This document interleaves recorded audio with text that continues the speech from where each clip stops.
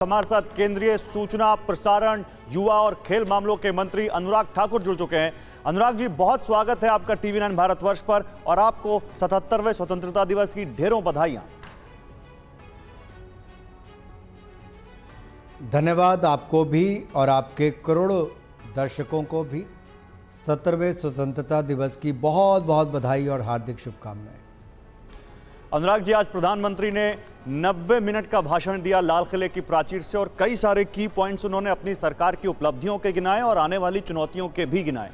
सबसे पहले मैं जो कुछ अहम योजनाएं हैं, जिसमें से एक उन्होंने कहा कि आने वाले दिनों में विश्वकर्मा जयंती पर विश्वकर्मा योजना लॉन्च की जाएगी।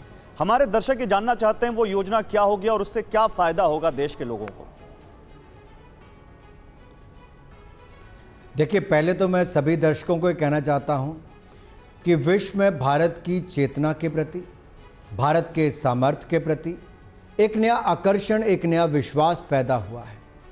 एक नई उम्मीद भारत में दुनिया देख रही है और ये तब हुआ जब पोस्ट कोविड यानी कि कोविड के बाद की स्थितियां दुनिया भर में बदली और एक न्यू ग्लोबल ऑर्डर की जब हम बात करते हैं तो वो एक नया बन रहा है और उसके लिए जो जियो पॉलिटिकल इक्वेशंस बन रही हैं वो भारत के पक्ष में बन रही हैं।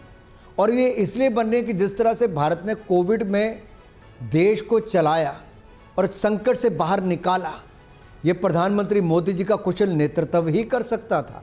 और इसके लिए बधाई के पात्र मेरे 140 करोड़ परिवारजन हैं।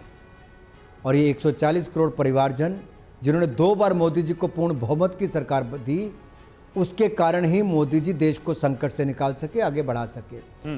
विश्वकर्मा योजना इसलिए ला रहे हैं कि दुनिया की सबसे बड़ी युवा शक्ति किसी देश में है तो भारत में है। भारत के युवाओं ने 3rd लार्जेस्ट स्टार्टअप इकोसिस्टम दुनिया का बना दिया है, मात्र 9 सालों में करके दिखाया है।